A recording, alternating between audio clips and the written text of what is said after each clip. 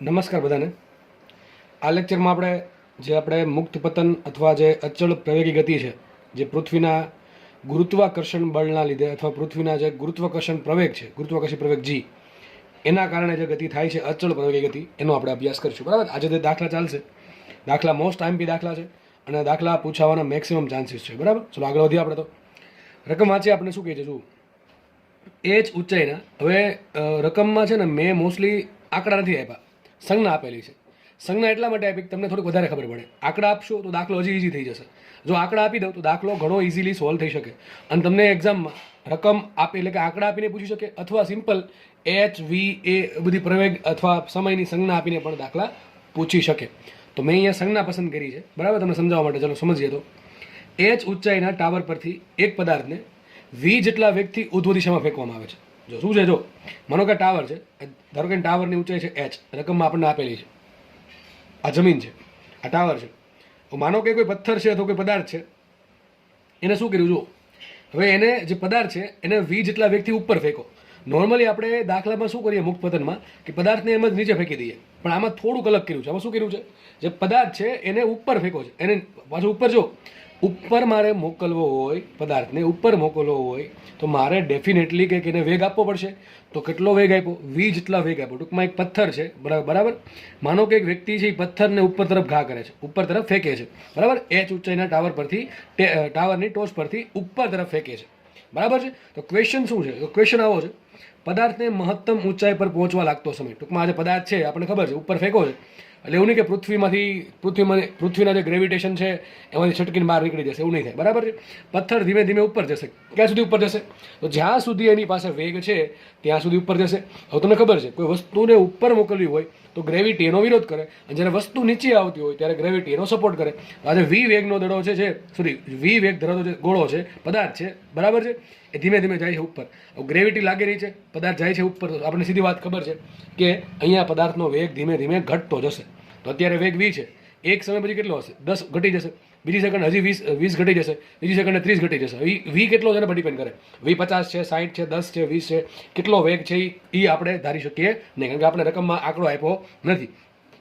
તો આપણે એટલી બુદ્ધિ ચાલી ગઈ કે પદાર્થ છે ધીમે ધીમે ઉપર જશે ને કોઈ એક સમય એવો આવશે કે પદાર્થ મહત્તમ, માનો કે અહીંયા પહોંચી ગયો. બરાબર. અહીંયા આ જગ્યા એવી જગ્યા છે કે ત્યાં એનો વેગ 0 છે. બરાબર. આ પદાર્થ કેવો છે? આ પોઈન્ટ કેવો પોઈન્ટ છે કે ત્યાં એનો વેગ 0 છે. એટલે પથ્થર હવે ઉપર જઈ શકશે નહીં. હવે ક્યાં જશે? હવે પથ્થર ક્યાં જશે? હવે નીચે આવશે. ક્યાં આવશે? પાછો નીચે. તો હવે જે નીચે આવશે ને એ સાઈડમાં દોરું છું. બરાબર. એવું નહીં પથ્થર આમથી આમ ગયો નહીં, ખાલી તમને જસ્ટ સમજાવવા માટે દોરીએ આપણે. બરાબર. તો આપણે 2 દાખલા ગણવાના છે આમાં. એક દાખલામાં તો બે ઘણા બધા દાખલા મેં અહીંયા આપેલા છે. પહેલો ક્વેશ્ચન એમ છે, પથ્થરને અથવા પદાર્થને મહત્તમ ઊંચાઈ પર પહોંચવા લાગતો સમય. ટૂંકમાં અહીંથી લઈને અહીંયા સુધી પહોંચવામાં કેટલો સમય લાગે? પછી બીજો ક્વેશ્ચન છે જે બહુ મોસ્ટ આઈએમપી છે. બરાબર છે. જમીન પર પહોંચવા લાગતો કુલ સમય. આ જે પથ્થર છે એ પહેલાં ક્યાં જશે? ડાયરેક્ટ નીચે નહીં આવે. પહેલાં જશે ક્યાં? ઉપર જશે. ઉપર જઈને મહત્તમ ઊંચાઈ પ્રાપ્ત કરશે ને વેગ 0 થઈ જશે અને ફરી પાછો રિટર્ન થઈને નીચે આવશે. તો જ્યારે જમીન પર પડે, અહીંથી તમે પદાર્થને ફેંકો, ત્યાંથી લઈને ઉપર ગયો ફરી પાછો જમીન પર આવ્યો, જમીન પર આવશે, ત્યાં સુધીમાં કુલ કેટલો સમય લાગે એ પણ આપણે શોધવાનું છે. નેક્સ્ટ ક્વેશ્ચન એમ છે, જ્યારે પથ્થર જમીન પર પહોંચે, જ્યારે પદાર્થ જમીન પર પહોંચે ત્યારે તેની વેલોસિટી કેટલી હશે, અને આગળ છે પદાર્થે કાપેલું કુલ અંતર કેટલું હશે. તો દાખલો બધા આઈ થિંક દાખલા બધા ઇઝી છે. હવે એક કામ કરું, પહેલાં છે ને તમને હું પહેલો દાખલો ગણાવી દઉં. બરાબર. પથ્થરને અથવા પદાર્થને મહત્તમ ઊંચાઈ પર પહોંચવા લાગતો સમય કેટલો હશે? તો જુઓ, પદાર્થ અત્યારે અહીંયા છે. સમજો ખાલી, પદાર્થ અત્યારે અહીંયા છે. બરાબર.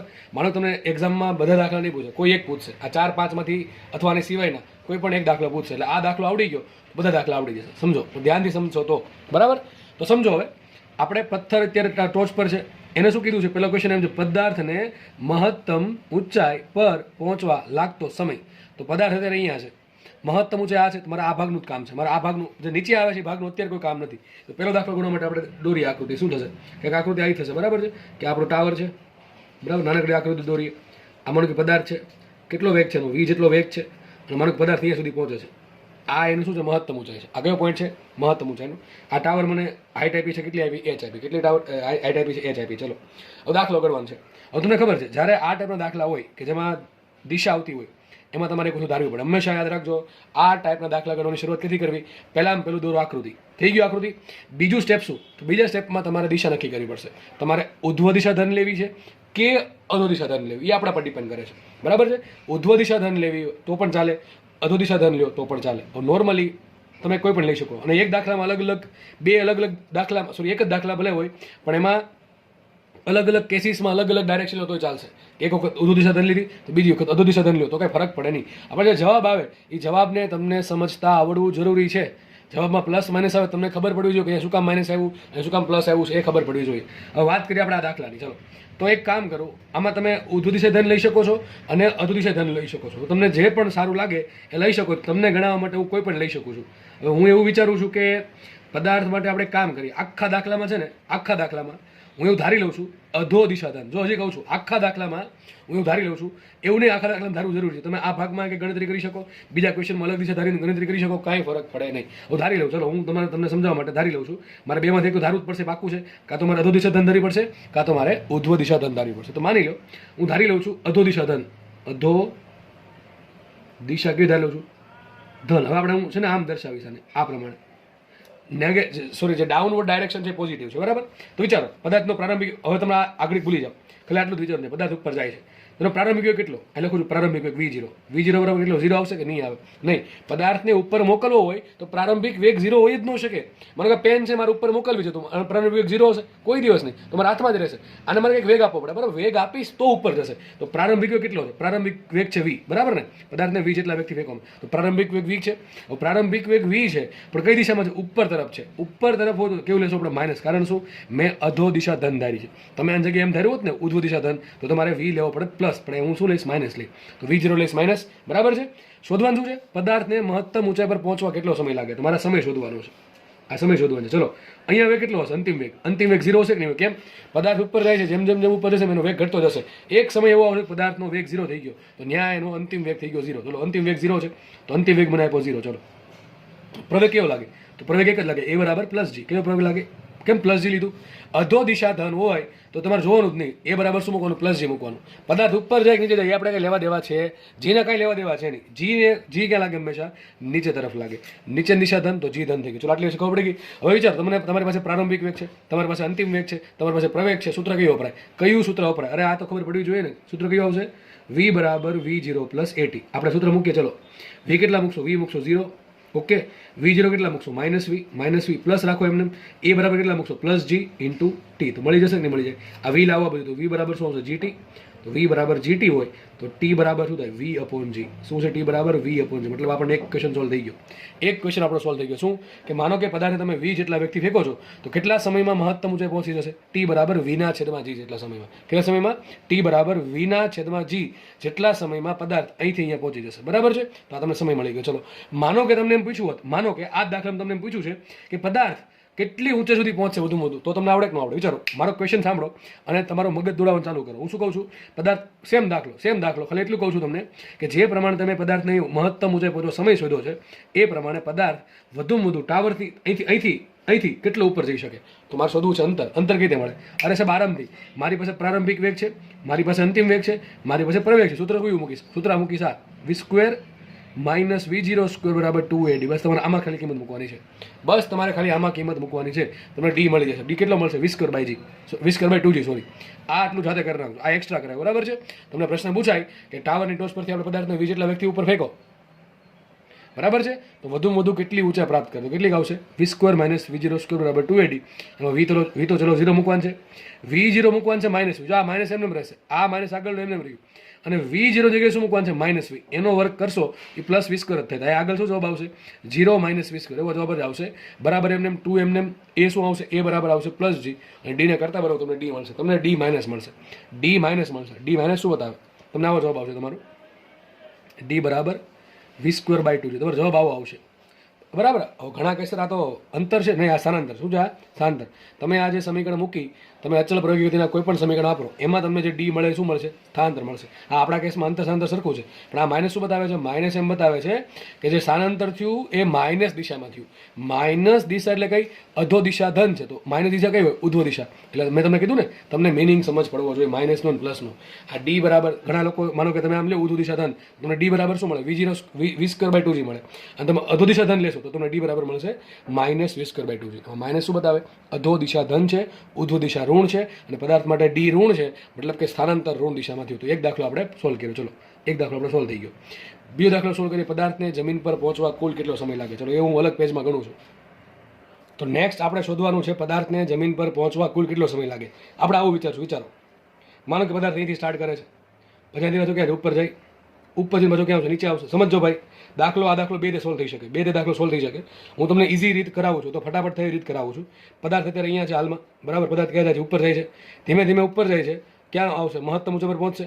જેવો મહત્તમ ઊંચાઈ પર પહોંચ્યો શું કરશે? નીચે આવશે, બરાબર. આ પ્રમાણે પદાર્થ નીચે આવશે, ધીમે ધીમે નીચે અને જમીન પર પડી જશે. આ પ્રમાણે જમીન પર પડી જશે, બરાબર છે. તો પદાર્થ છેલ્લે અહીંયા આવી જશે. તો મારે કુલ સમય શોધવાનો છે. કુલ સમયમાં કેટલો સમય થાય?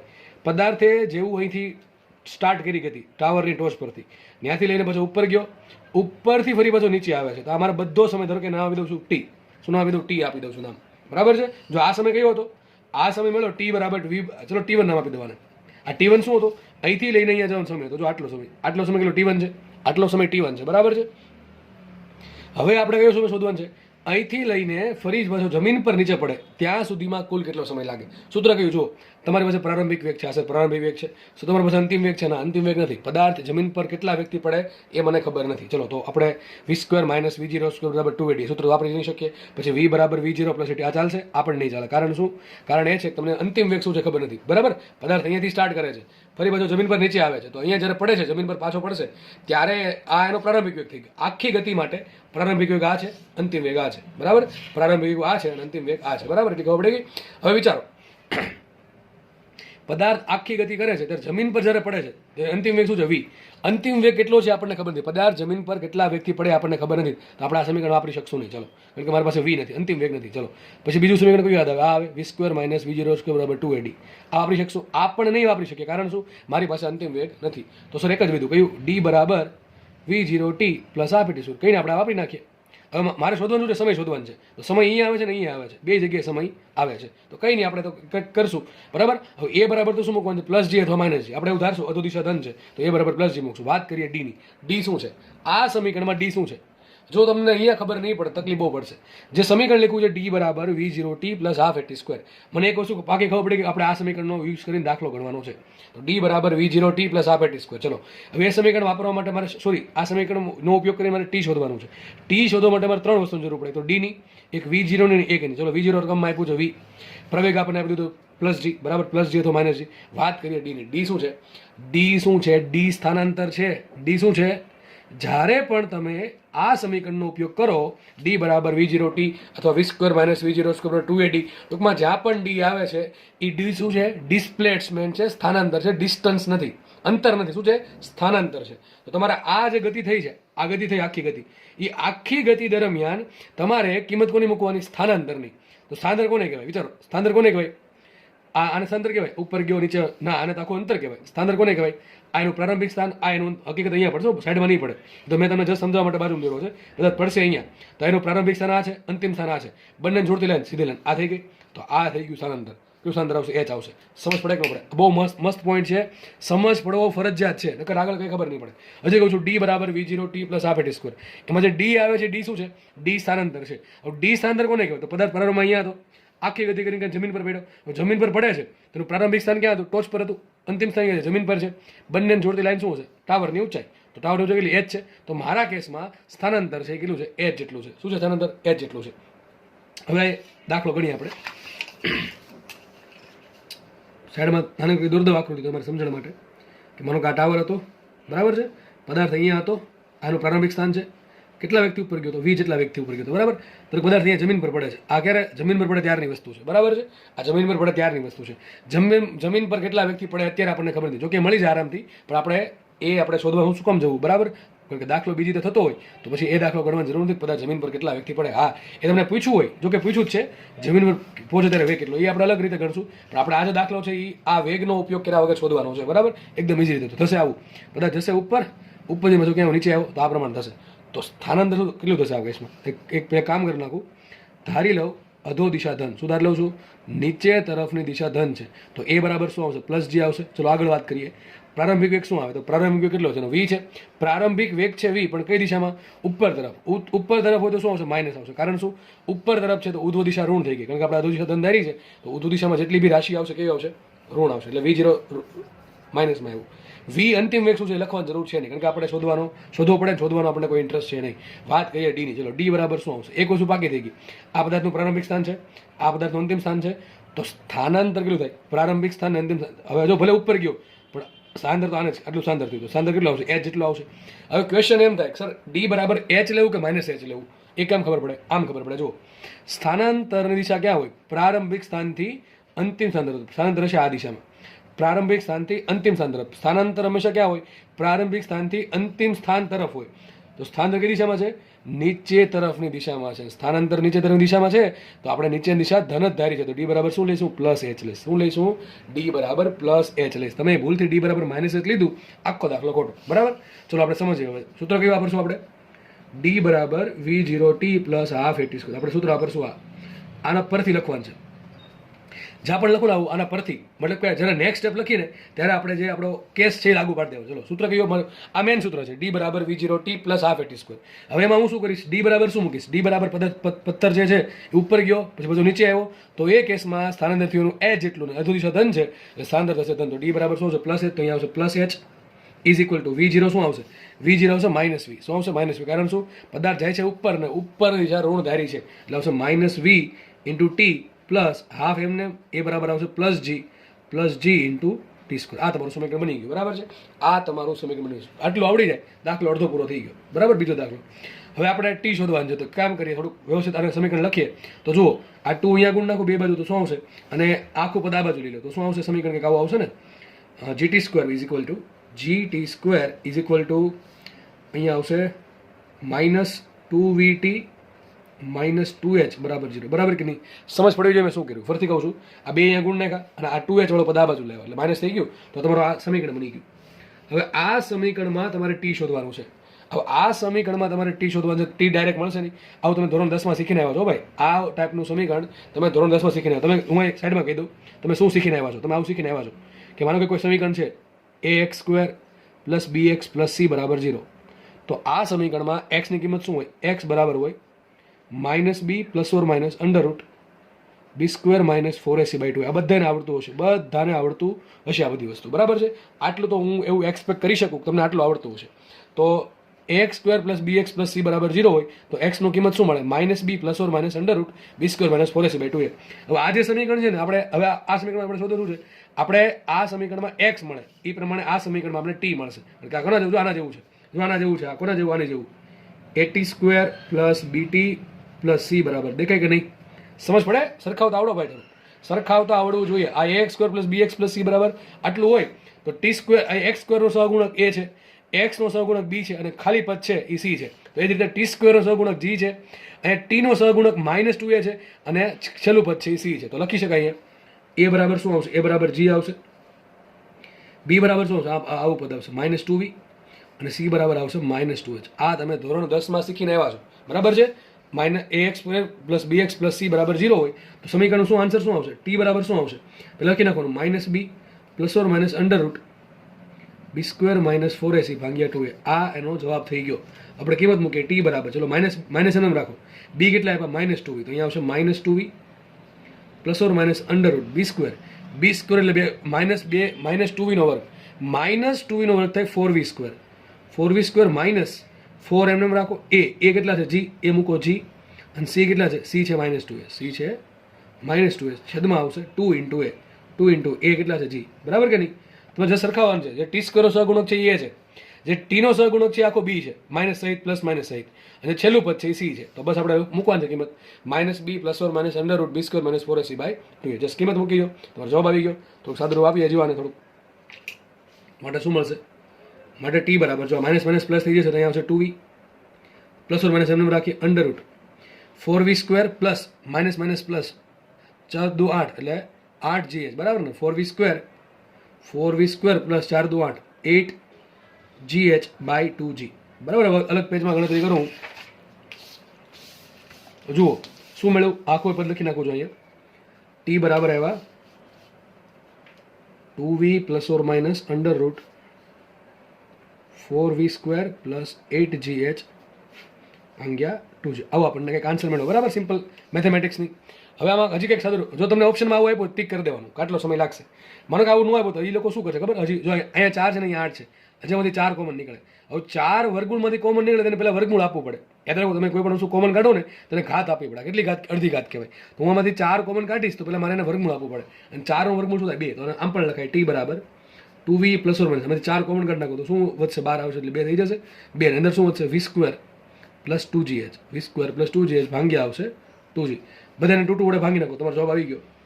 t બરાબર શું આવશે? v plus or minus under route v² plus 2gh ભાગ્યા g. આ તમારો જવાબ. ઘણા કેસમાં પ્લસ લેવાનું માઇનસ લેવાનું ડિપેન્ડ કરે, બરાબર, ડિપેન્ડ કરશે કે v મોટું છે કે આ v² પ્લસ 2gh મોટું. સીધી વાત છે, કોણ મોટું થાય? વિચારો, કોણ મોટું થાય? આ v મોટું હોય કે આ પદ મોટું હોય? કારણ કે જુઓ, આ v² ધન છે, 2gh ધન જ છે. તો v², અરે ભાઈ સિમ્પલ વિચારો ને, આનો વર્ક કરો, v નો વર્ક શું થાય? v² થાય. આનો વર્ક શું થાય? v² plus 2gh. તો મોટું કોણ હશે? આ પાછળનું પદ જ મોટું હોય. v કરતાં પાછળનું પદ મોટું હંમેશા હોય. કારણ શું? એક તો આ v છે, v² પ્લસ સમથિંગ છે. હજુ જો માઇનસ હોત તો આપણે કહી ના શકત, પણ આ પાછળનું પદ મોટું થાય તો વચ્ચે પ્લસ જ આવે, માઇનસ આવે નહીં. તો શું આન્સર આવશે? t બરાબર v plus under route v² plus 2gh ભાગ્યા છે. આટલો સમય લાગે પદાર્થને જમીન પર પડવા, આટલો સમય લાગે. હવે માનો કે આ દાખલો છે એ તમને આમ ન પૂછ્યો, અલગ રીતે પૂછ્યો. માનો કે એક દાખલો લઈ લઉં તમને સમજાવવા માટે. કોઈ પણ જસ્ટ આમને ખાલી રકમ મને નાખો, બરાબર છે. માનો કે આ દાખલો તમને, મેં જે તમને વી આપ્યું, ટી આપણે h સ્વરૂપ આપ્યું ને, તો તમે દાખલો આમ પણ પૂછી શકે. માનો કે ટાવર છે, ટાવરની ઊંચાઈ લઈ લઉં છું હું 25 મીટર, લઈ લઉં છું 25 મીટર. અને પથ્થર છે, એ પથ્થરને ઉપર જવા દઈએ આપણે, ઉપર ફેંકીએ કેટલા? v બરાબર 20 વ્યક્તિ. તો ક્વેશ્ચન એમ છે, પથ્થર જે છે એ ક્યારે જમીન ઉપર પડે? તો દાખલો બેઠો જ છે. પથ્થર શું કરશે?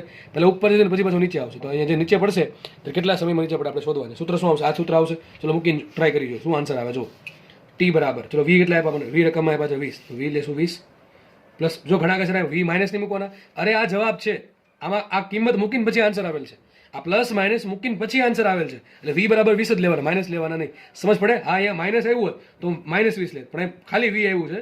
આપણે બધી કિંમત સંજ્ઞા સહિત મૂકી અને છેલ્લે આન્સર આવ્યો છે. એટલે માઇનસ પ્લસ બધું થઈને જ આવ્યું છે. માઇનસ પ્લસ બધું થઈને જ આવ્યું છે. એટલે v પ્લસ મૂકવાના, બરાબર. તો v ની કિંમત 20 પ્લસ એનું રાખીએ અંડર રૂટ 20 નો વર્ગ plus 2 into g into h. h કેટલા આવ્યા? 25 આવ્યા. એ જવા 25 અને ભાગ્યા શું આવશે? ભાગ્યા આવશે g એટલે 10 લઈ લે, બરાબર છે. ફટાફટ ગણતરી કરીએ શું આન્સર આવવાનો. જો 20 નો 400, બરાબર, અહીં 400 આવશે પ્લસ 25 ગુણ્યા g 250 થાય ને, 250 ગુણ્યા 2 થાય 500, બરાબર કે નહીં? તો 20 ગુણ્યા પછી 500, 500 પ્લસ 20 નો 400, 500 પ્લસ 400 900, તો શું આવશે? 20 પ્લસ 900 નું વર્ગમૂળ 30 ભાગ્યા 10. તો શું આન્સર આવે? 5 સેકન્ડ. શું થાય? 5 સેકન્ડમાં પદાર્થ નીચે આવે. અરે આમને ખબર પડી જાય, જો આમને ખબર પડી જાય. કઈ રીતે સમજો? સાઈડમાં દોરો, ચલો ને બાજુમાં. આજે એક જ દાખલો સોલ્વ કરવાનો છે, બરાબર. પણ એવી રીતે સોલ્વ કરવાનો છે કે આવો દાખલો ગમે ભવિષ્યમાં આવે આપણે પાછા પડવા જોઈએ. ચલો માનો કે તમને દાખલો પૂછ્યો છે, આજ બેઠો દાખલો, તો તમને હમણાં સાબિત કીધું 5 સેકન્ડમાં કેમ નીચે આવજો. પથ્થરને કેટલો વેગ આપ્યો? 20 નો વેગ આપ્યો. 20 ના વેગથી જાય છે કે ઉપર નીચે જાય છે? નીચે ઉપર જાય છે, બરાબર. તો ધીમે ધીમે વેગ વધશે, ઘટશે, બરાબર. અત્યારે કેટલો વેગ છે? 20 છે. 1 સેકન્ડ પછી કેટલો વેગ હશે? 10 નો હશે. અને બીજી સેકન્ડ પછી કેટલો વેગ થઈ જશે? 0 થઈ જશે. કારણ શું? તો 1 સેકન્ડમાં, એનું કારણ એ છે કે 1 સેકન્ડમાં વેગ પદાર્થનો કેટલો ઘટે છે? 1 સેકન્ડમાં પદાર્થનો વેગ ઘટે કેટલો? 10 ઘટે. તો અહીંથી આ 1 સેકન્ડ, આ બીજી સેકન્ડ, બરાબર. બીજી સેકન્ડ જેથી પદાર્થ ઉપર આવી ગયો, બરાબર. હવે પદાર્થ ક્યાં આવશે? નીચે આવશે. નીચે આવે તો વિચારો કઈ આવશે નીચે? ગ્રેવિટીના અસર હેઠળ નીચે આવશે, બરાબર. પણ નીચે જેમ આવશે એનો વેગ ધીમે ધીમે વધતો જશે. તો આ ઊંચાઈ કેટલી? 25 મીટર છે. કેટલી ઊંચાઈ છે? 25 મીટર છે. માનો કે તમે પદાર્થનો 20 નો વેગ આપો તો હાઇટ કેટલી મળશે? તમને સીધું યાદ હોય તો તમને d બરાબર v0²/2g યાદ હશે, કદાચ યાદ હોય તો. યાદ ન હોય ઠીક છે, વાંધો નહીં. 20 નો વર્ગ 400, 400 ભાગ્યા શું કરો? 400 ભાગ્યા કરો 20, એટલે કેટલા આવશે? 20. તો પદાર્થની હાઇટ મળી 20 મીટરની બીજી. તો કુલ કેટલી હાઇટ થઈ ગઈ? 45 મીટરની થઈ ગઈ. તો પથ્થર પહેલા 20 મીટર ઉપર ગયો, કેટલી સેકન્ડમાં? 2 સેકન્ડમાં. અને હવે પાછો નીચે આવશે. કેટલું અંતર કાપીને? 45 મીટર અંતર કાપીને. કેટલું કાપીને? 45 મીટર અંતર કાપી નીચે આવશે. તમને યાદ હોય તો 45 મીટર અંતર કાપવા માટે 3 સેકન્ડ લાગે, કદાચ તમને ખબર હશે. 1 સેકન્ડમાં કેટલું અંતર કાપે? 5, બરાબર. સૂત્ર કયું? d બરાબર હાફ gt². તમને યાદ હશે મુક્ત પતનનું સમીકરણ. જો અહીંયા મુક્ત પતન જ થાય છે. અહીંથી લઈને અહીંયા સુધીમાં મુક્ત પતન થયું. અહીંથી લઈને ઉપર જાય છે એ વસ્તુ અલગ છે. અહીંથી લઈને નીચે આવે છે એ આખું મુક્ત પતન થાય છે, બરાબર. તો મુક્ત પતનનું સૂત્ર શું આવે? 5t². યાદ કરો, 5t². 3 નો 9 45 બરાબર. તો 3 સેકન્ડ અહીંયા થઈ, તો 2 સેકન્ડ ઉપર જવાનું, 3 સેકન્ડ નીચે આવવાની. આ પ્રમાણે કુલ 5 સેકન્ડ મળી.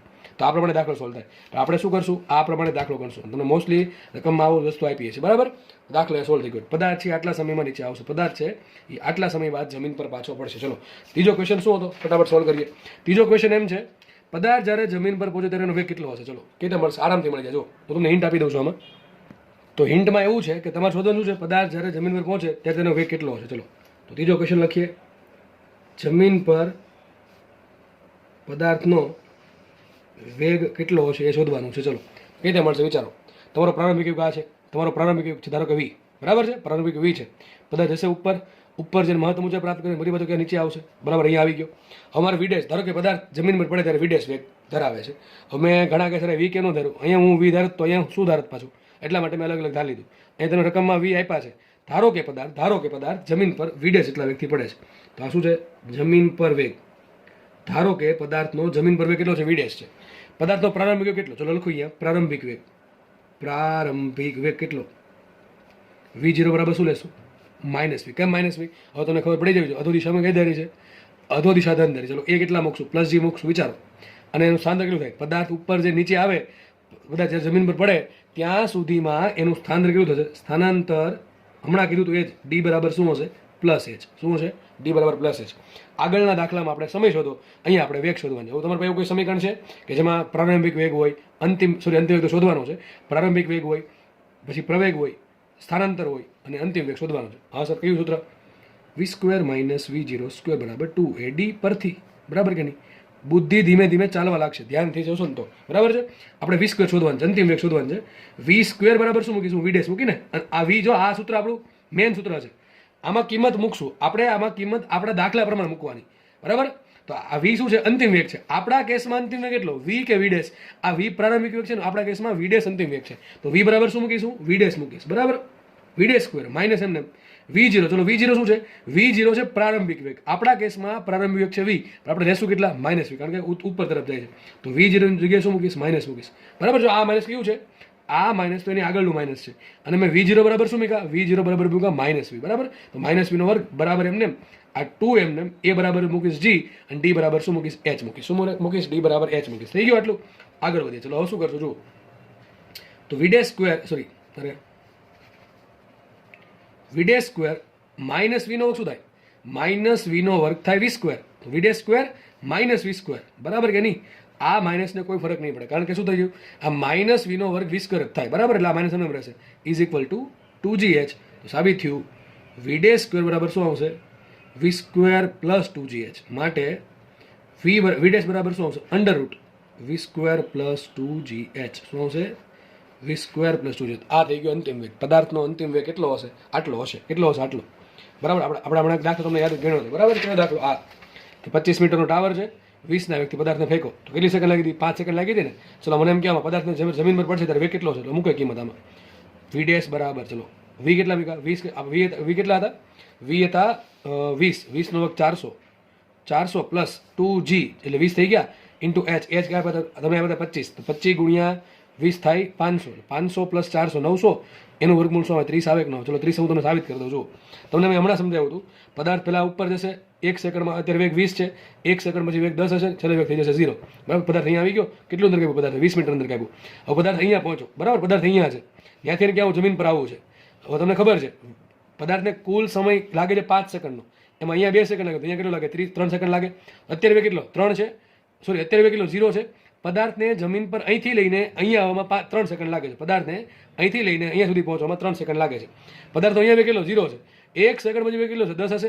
બીજી સેકન્ડ વેગ કેટલો હશે, 20 હશે. ત્રીજી સેકન્ડ કેટલો વેગ હશે, 30 હશે. આવી ગયો, ન આવી ગયો, 30 આવી ગયો, ન આવી ગયો, 30 ઓટોમેટિક આવી ગયો. એ જ અહીંયા સૂત્ર પરથી સાબિત કર્યું, બરાબર છે. સૂત્ર પરથી પણ એ જ સાબિત કર્યું છે. આપણે છેલ્લો દાખલો ગણી નાખીએ. છેલ્લો દાખલો શું હતો જોઈ લઈએ. છેલ્લો દાખલો એવું છે, પદાર્થ એક આપેલું કુલ અંતર શોધો. ચલો કુલ અંતર ક્યાંથી મળે, તમારે બે વસ્તુ શોધવી પડે. પદાર્થ અહીંથી લઈને અહીંયા કેટલો ગયો, જો કુલ અંતર કીધું, સ્થાનાંતર કીધું, સ્થાનાંતર તો કેટલું થાય, એ જેટલું જ થાય. કુલ અંતર કેટલે મળે, તો અહીંથી લઈને અહીંયા જવાનું અંતર અને અહીંથી લઈને અહીંયા જાય નીચે આવવાનું અંતર, અમારે કુલ અંતર મળી જશે, બરાબર. તો ધારો કે આના નામ આપી દઉં d1 અંતર આપી દઉં, અને અહીંથી અંતર કાપે છે d2. આ d1 + d2 કરો તો મને શું મળી જાય, કુલ અંતર મળી જાય, બરાબર કે નહીં. તો ચલો છેલ્લો દાખલો સોલ્વ કરીએ આપણે. શું કહે છે, પદાર્થે કાપેલું કુલ અંતર. જુઓ તો કુલ અંતર કઈ રીતે મળે, તમને ઘણી બધી રીતે દાખલો સોલ્વ થઈ શકે. જો એક તો પાકું છે, પદાર્થ પેલા ઉપર જશે, ધારો કે અહીંથી લઈને અહીંયા પહોંચો, એમાં અંતર કાપ્યું D1, કેટલું અંતર કાપ્યું D1 કાપ્યું, ધ્યાનથી સમજો. હવે તમારે D1 શોધવું પડશે, બરાબર છે. હવે કેટલું અંતર કાપશે તો પદાર્થ હવે અહીંથી બાજુ નીચે આવશે. હવે નીચે એટલે મેં સાઈડમાં દોર્યું છે તમને સમજાવવા માટે, બરાબર છે. પથ્થર આવશે ક્યાં, સોરી પદાર્થ ક્યાં આવશે, નીચે આવશે. તો અહીંથી લઈને અહીંયા સુધી પહોંચે ત્યારે નવું કંઈક અંતર કાપે, ધારો કે અંતર કાપે D2, તો કુલ કેટલું અંતર થાય D1 + D2. એક તો આમ કરી શકો, અને એમ ન કરો. સમજો પદાર્થ માનો કે આ એ જ ઊંચાઈનો ટાવર છે, બરાબર. માનો કે પદાર્થ 30 મીટર ઉપર ગયો, 30 મીટર નીચે આવશે, અહીંયા આવી ગયો.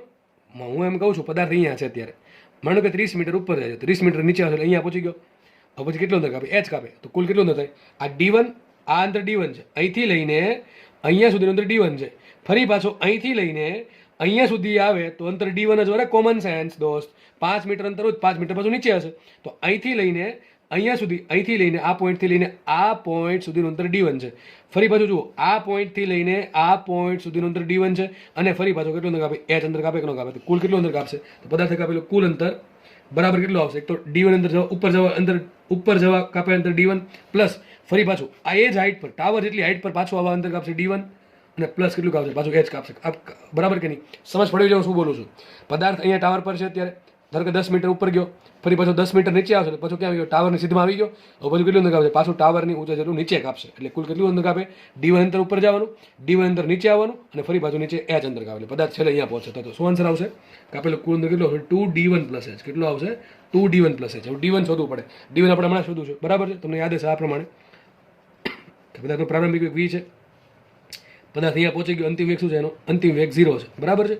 આ પ્રારંભિક વેગ છે, લેશું શું આપણે -v લેશું. શું લેશું, -v. સૂત્ર D1 ના આવડે કે ન આવડે, તમારા પાસે પ્રારંભિક વેગ છે, તમારા પાસે અંતિમ વેગ છે ને પ્રવેગ છે. સૂત્ર શું હોય એવું લાગે તે લખું છું, v² - v02 = 2ad. ભાઈ આ પહેલા જ કરે એવું, હમણાં શરૂઆતમાં જ સ્ટાર્ટ અહીંથી જ કર્યું હતું. v² - v02 = 2ad. અંતિમ વેગ શું મૂકશું, 0, માઇનસ એમ રાખો. v0 શું મૂકશો, v0 મૂકશો -v, -v² એમને = 2 એમને, અને a બરાબર શું આવશે, a બરાબર આવશે g, અને d બરાબર d1 આવશે. એ આપણે શોધવાનું છે, બરાબર છે. તો -v² નો વર્ગ શું થાય, v² ના આગળ માઇનસ એમ રહેશે, માટે v² બરાબર આવશે 2g d1, માટે d1 બરાબર શું આવશે, d1 બરાબર આવશે -v² / 2g. આ d1 શું બતાવે, આ જે d1 છે એ બતાવે સ્થાનાંતર. અંતર કેટલું થાય, અંતર હંમેશા હોય ધન. આ હકીકત માઇનસ શું કહેવાય ખબર છે, માઇનસ એમ કહે છે કે તમે ઋણ દિશામાં જાઓ છો. આ તમારું જે સ્થાનાંતર છે એ ઋણ દિશામાં છે. ઋણ દિશા કઈ, આપણે ધારી અધો દિશા ધન, તો ઉધ્વ દિશા ઋણ થાય, જાય છે કે બધા ઉપર જ જાય છે, ઉપર જાય છે, એટલા માટે માઇનસ આવ્યું છે. અંતર કેટલું આવશે, v² / 2g. કેટલું અંતર આવશે, v² / 2g, જે શરૂઆતમાં કરાવ્યું હતું. તો પદાર્થ જો વિચારો, પદાર્થ અહીંયા છે, ઉપર જાય કેટલું અંતર કાપે, d1 કેટલા આવશે, v² / 2g. ફરી પાછું નીચે આવે કેટલું અંતર કાપે, d1, અને ફરી પાછું અંતર કાપે h. તો કુલ કેટલું અંતર કાપે, 2d1 + h. કેટલું કાપે, 2d1 + h. સાઈડમાં લખી નાખું છું. તો પદાર્થનું કુલ કેટલું અંતર છે, 2 એમ રાખો. d1 શું આવશે, v² / 2g. d1 આવશે v² / 2g + h. 2 2d શું આવશે, v² / g + h. આ આટલું અંતર કાપે. પદાર્થ ઉપર જઈ અને ફરી પાછું નીચે આવે ત્યાં સુધીમાં કેટલું અંતર કાપે, v² / g + h. કેટલું અંતર કાપશે, v² / g + h. હમણાં તમને યાદ દાખલો લીધો આપણે, h બરાબર 25 મીટર હતા અને v બરાબર 20 હતા, તમને યાદ હશે. તો પદાર્થ પેલા ઉપર જવામાં કેટલું અંતર કાપે, મળે કે ન મળે, આરામથી મળે. કેટલું અંતર કાપશે, v² / 2g એટલે કેટલા આવશે, 20 નો વર્ગ 400, 400 ભાગ્યા 20 એટલે કેટલું થયું, 400 ભાગ્યા 20 એટલે 20 મીટર થયું. 20 મીટર ઉપર જવાનું અને ફરી પાછું 45 મીટર નીચે આવવાનું. કુલ કેટલું થાય, 45 ને 20 થાય 65, બરાબર ને. તો જોઈએ 65 આવે કે ન આવે. ચલો v² મૂકો, v કેટલા છે, v મૂકો 20, 20 નો વર્ગ 400, 400 ભાગ્યા g એટલે 10, અને પ્લસ h કેટલા છે, h છે 25, મૂકી જો 40 + 25 કેટલું આવશે, 65 આવે કે ન, આરામથી આવી જાય. આવી ગયું કે ન આવી ગયું, ઓટોમેટિક આવી જાય. ટૂંકમાં તમારી રીત સાચી હોય તો દાખલા બધા સાચા આન્સર આવશે. તો કેટલી ઊંચાઈ કાપે, v² / g + h, બરાબર. સોરી, કેટલું ઊંચાઈ કેટલું ઉપર જશે, v² / 2g જેટલું. કેટલું ઉપર જશે, v² / 2g જેટલું. પણ કુલ કેટલું અંતર કાપે, તો ઉપર જવાનું ફરી પાછું નીચે આવવાનું, કુલ અંતર હશે v² / g + h. કેટલું હશે, v² / g + h. તો આપણે રાખીએ અહીંયા દાખલો, બરાબર. એક દાખલામાં તમને ઘણા બધા દાખલા મેં સોલ્વ કરી દીધા છે. હવે તમને આ દાખલો બેઠે પૂછી શકે, અથવા તમને આમાં કિંમત આપી દે, 25 ની જગ્યાએ 50 આપે, 20 ની જગ્યાએ 30 આપે, જે પણ આપે તમારે દાખલો ગણવાનો છે. એક દાખલામાં ઘણા દાખલા તમને શીખવા મળ્યા હશે. જો વ્યવસ્થિત જોશો ને તો જ આવડશે, બાકી કંઈ ખબર નહીં પડે આમાં, એ મારી ગેરંટી છે. કારણ કે આમાં ખાલી ઉપર છેલ્લું જોઈ જશો તો કોઈ ખબર નહીં પડે ક્યાં પ્લસ લેવાનું, ક્યાં માઇનસ લેવાનું, શું આ બધું શું છે એવું જ લાગશે. પણ ધ્યાનથી સમજવાનો પ્રયત્ન કરશો, ડેફિનેટલી સમજાઈ જશે.